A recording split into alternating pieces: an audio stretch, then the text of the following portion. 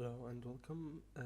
This is gonna be a proof of concept video for an HTML injection I found.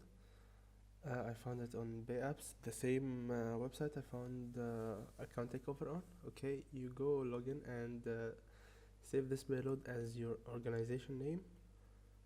And when you invite someone to your organization, the organization name should show up in their email.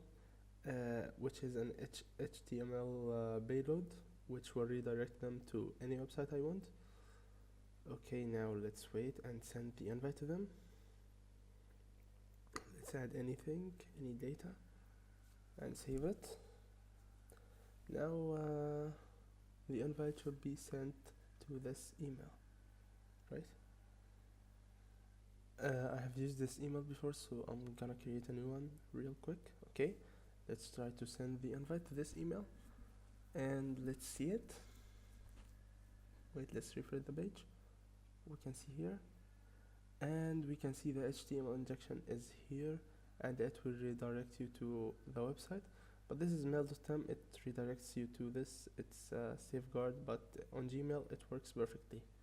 So see you in the next one.